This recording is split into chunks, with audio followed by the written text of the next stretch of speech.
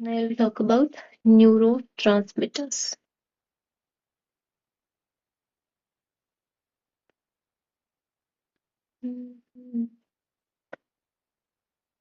First neurotransmitter which was discovered was acetylcholine. ठीक है.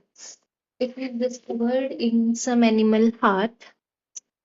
इसमें क्या हुआ था, हमने वेगस को स्टिमुलेट किया था. वेगस को स्टिमुलेट किया था तो कुछ रिलीज किया वेगस ने, दैट उस साइंटिस्ट ने बोला वेगो स्टफ.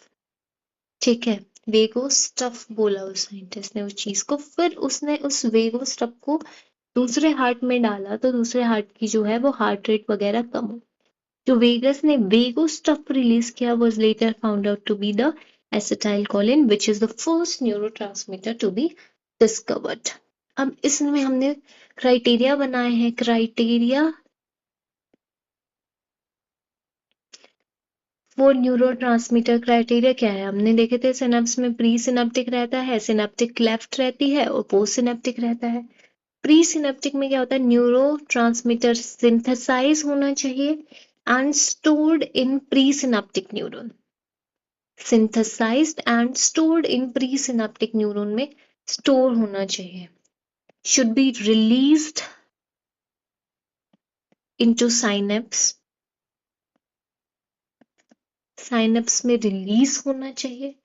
और पोस्ट सिनेप्टिक जो है उसका रिसेप्टर होना चाहिए. पोस्ट सिनेप्टिक न्यूरॉन रिसेप्टर होना चाहिए. These are the three criteria to be neurotransmitter. अब न्यूरोट्रांसमीटर का क्लासिफिकेशन क्या है, न्यूरोट्रांसमीटर जो है वो 4 क्लासेस में डिवाइड है. क्लास 1, 2, 3, 4. क्लास 1 में जो है वो तेरा आता है एसिटाइल कोलिन. क्लास 2 में आते हैं biogenic amines. Biogenic amines like norepinephrine, dopamine, serotonin, ये तेरे बायोजेनिक अमाइंस है. क्लास 3 में आते हैं amino acid derivatives. Amino acid derivatives में जैसे या अमाइनो एसिड्स ही आते हैं, ग्लूटामेट, गाबा, ग्लाइसिन. फोर्थ वन में वी हैव गैसेस. गैसेस में आती तेरी नाइट्रिक ऑक्साइड, कार्बन मोनोऑक्साइड, ये लोग आते हैं.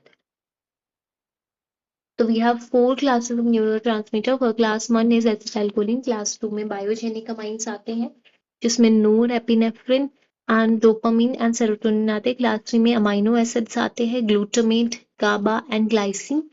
और क्लास 4 में गैसेस आती हैं, NO and CO. Now will talk about acetylcholine. Class 1 में एसिटाइलकोलिन के बारे में टॉक अबाउट.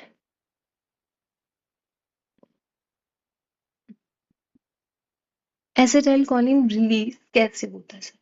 एसिटाइलकोलिन जो है वो एक्सोसाइटोसिस से रिलीज होते हैं. सारे न्यूरोट्रांसमीटर एक्सोसाइटोसिस से रिलीज होते हैं, बट ये भी एक्सोसाइटोसिस से रिलीज होता है by SNARE proteins. SNARE protein and calcium, दो चीजें रहती हैं इसके एक्सोसाइटोसिस में, SNARE protein and calcium. SNARE protein 4 protein रहते हैं, 2 तो न्यूरोट्रांसमीटर्स पे रहते हैं और 2 जो है वो तेरे मेम्ब्रेन पे रहते हैं. एसिटाइलकोलिन है, इस पे तेरा एक रहता है सिनेप्टोटैगमिन. ठीक है, और 2 प्रोटीन रहते हैं, सिनेप्टोप्रेविन. तो सिनेप्टोटैगमिन रहता है और सिनेप्टोब्रेविन रहता है, ये 2 न्यूरोट्रांसमीटर्स वाले थे. सिनेप्टोटैगमिन जो है वो सेंस करता है कैल्शियम को. It's synaptobrevin senses calcium.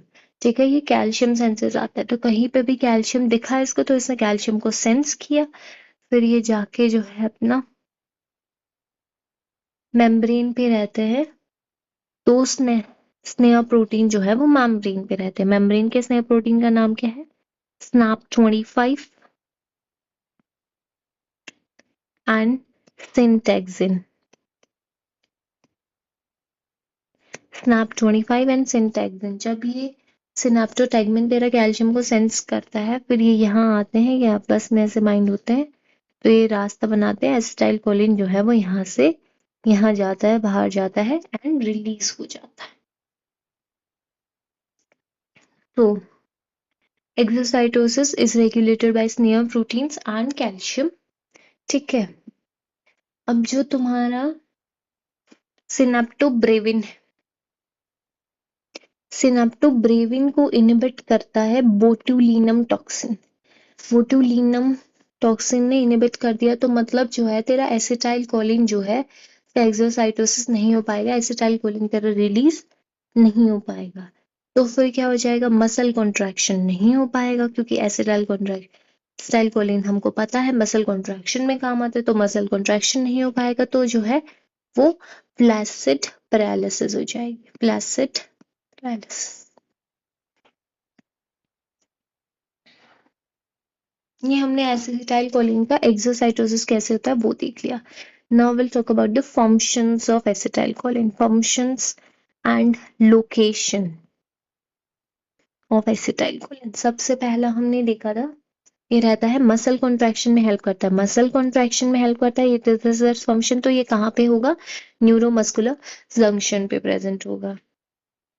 दूसरा, पहली लोकेशन है इसकी न्यूरोमस्कुलर जंक्शन, दूसरी इसकी लोकेशन है न्यूक्लियस बेसालिस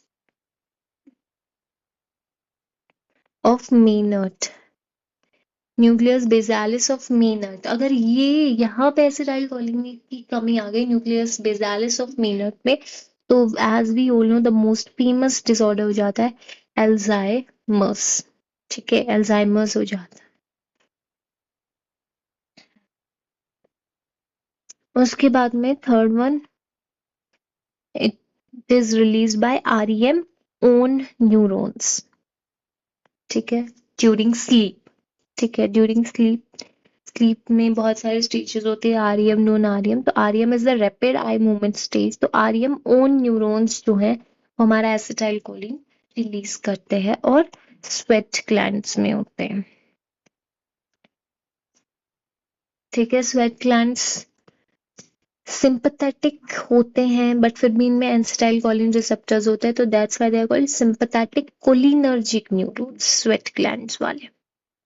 तो एसिटाइल कोलिन जो है वो 4 जगह प्रेजेंट रहता है, स्वेट ग्लैंड्स में रहता है, स्लीप में आरईएम ओन न्यूरॉन में रहता है, ठीक है,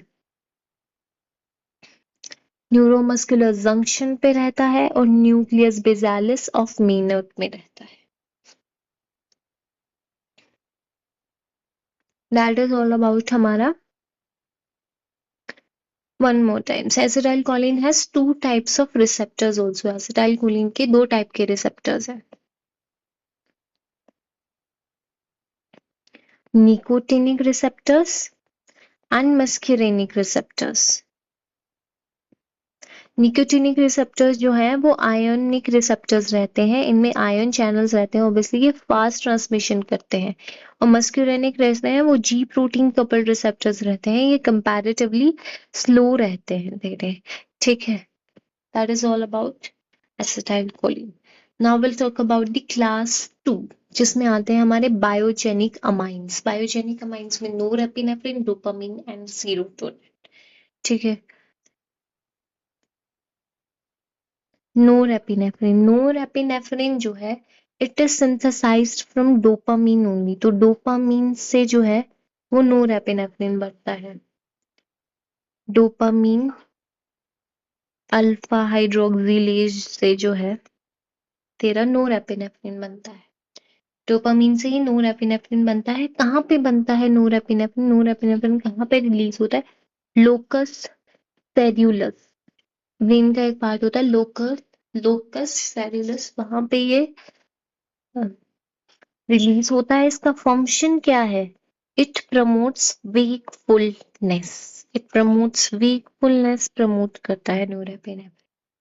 ठीक है, तो लोकस सेल्यूलस इसको रिलीज करता है, और ये almost a large part of brain पे जो है वो एक्ट करता है और वेकफुलनेस को प्रमोट करता है। ठीक है, नोरेपिनेफ्रिन। नोरेपेनेफ्रिन में हमें क्या याद रखना है, it is released from dopamine से ये सिंथेसाइज होता है and it is released on the location called locus coeruleus पे रिलीज होता है और फिर ये wide spread part of the brain पे एक्ट करता है एंड इट प्रमोट्स wakefulness। ये हो गया हमारा नोरेपेनेफ्रिन।